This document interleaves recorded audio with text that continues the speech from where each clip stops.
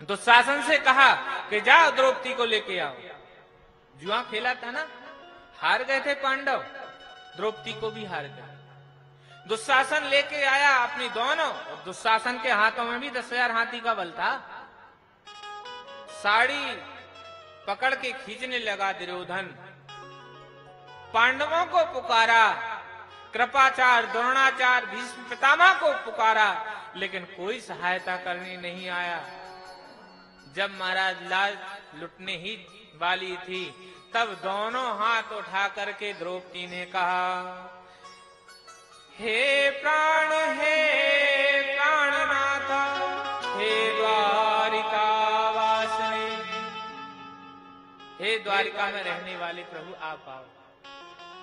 और ठाकुर जी आ गए, और ठाकुर जी ने एक अवतार ले लिया, वस्त्रावतार।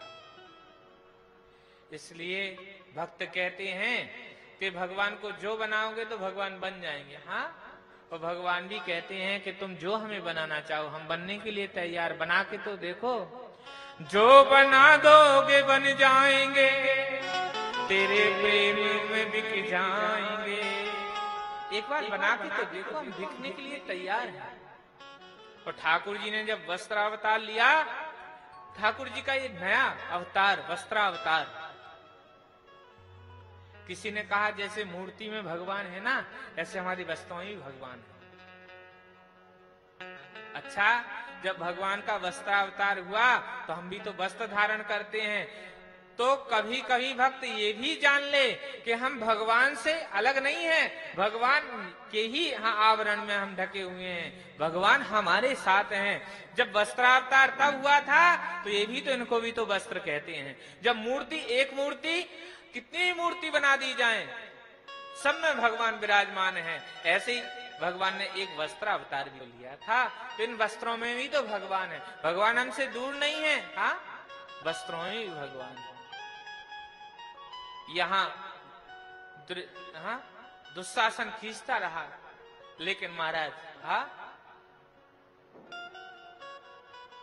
द्रौपदी के वस्त्रों से अलग नहीं कर पाए। और यही लोग देख रहे थे, चमत्कार हो गया, नारी भी साड़ी है कि साड़ी की नारी है।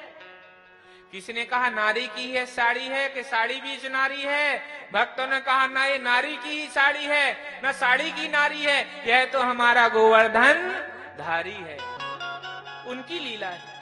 भगवान ने कहा बुआ, मैंने चीर नहीं बढ़ाया है, और मैं तो अपने भक्तों से मेरा लेना देना चलता है। कैसे लेना देना, कैसे लेना देना चलता है?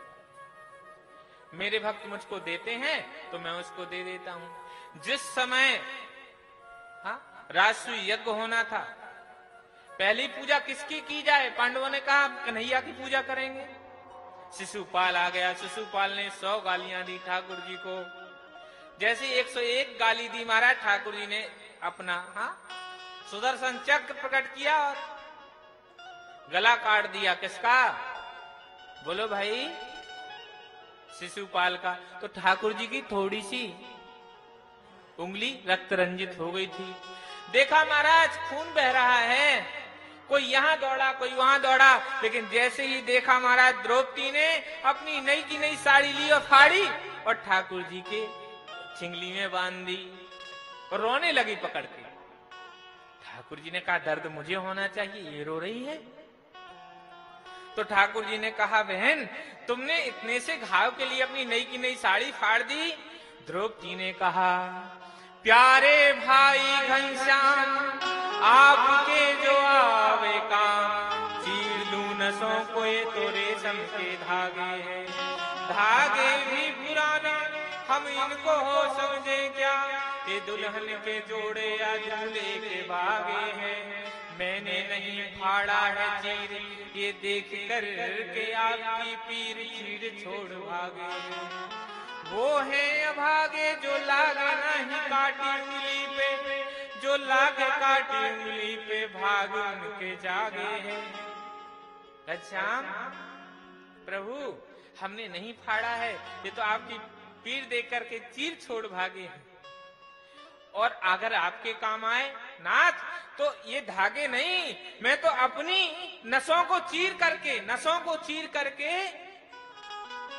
आपके काम में ला दूं। और द्रौपदी ने कहा कि प्रभु आपके काम कहाँ ऐसा स्वभाव है, ये तो पुराने वस्त्र हैं, ये तो फिर आ जाएंगे।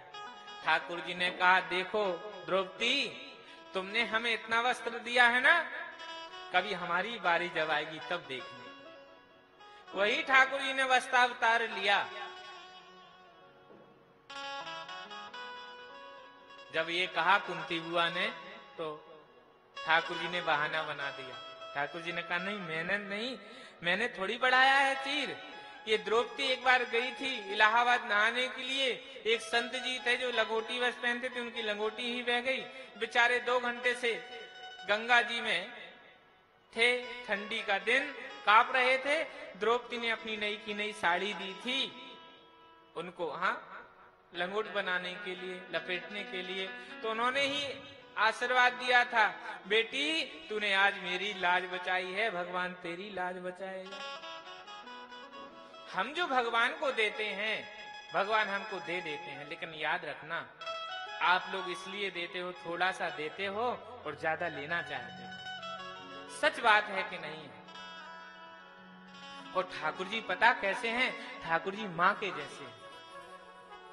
माँ क्या करती है, अगर किसी बालक का पेट खराब है ना, और माँ ने घर में बेसन के लड्डू बनाए, और बालक मांगता है मामा दे दे, तो माँ देती है उसको लड्डू खाने के लिए। क्यों नहीं देगी जी? बोलो भाई, पेट खराब है, बेसन के लड्डू खाएगा तो और तबीयत खराब हो जाएगी, इसलिए नहीं देगा। नहीं दोगे ना आप लोग? भगवान भी माँ के तरह हैं। आप सोचते हो भगवान हमको ये दे दो, ये दे दो, ये दे दो, भगवान जानते हैं कि इसको अगर ये दे दिया तो ये बिगड़ जाएगा, ये पाप करने लग जाएगा। अभी थोड़ी बहुत भजन करता है, कथा में आता है, फिर कथा में नहीं आएगा। और मानो जो व्यक्ति ज्यादा सुखों को भोगता है ना, उसका मन गंदा हो जाता है, मैला हो जाता है। और तो और महाराज, जो ज्यादा सुखों को भोगता है उसका मन मलिन होता है और पाप में रत होने लगता है। इसलिए ज्यादा सुखों को भोगना नहीं चाहिए। कहोगे महाराज जी सुखों को भोगने में क्या हानि? हानि ये है कि सुखों को भोगोगे ना, ये मन भी वैसी हो जाएगा, फिर दुख आएंगे तो महाराज बड़ा ही दुख होगा। सुख को भोगो लेकिन भगवान का प्रसाद समझिए। अब देखो माँ नहीं देती है, बच्चा सोचे नहीं माँ मेरी अच्छी नहीं है, मुझे तो लड्डू खाने के लिए नहीं दे रही है। तो बालक का सोचना अच्छा है कि माँ का सोचना अच्छा है? माँ प्रेम करती है कि अगर इसको लड्डू दे दिए तो इसका और स्वास्थ्य बिगड़ जाएगा। ऐसी भगवान भी सोचते हैं कि सुख संपत्ति पाके ये बिगड़ ना जाए, इसलिए नहीं दे रहे हैं।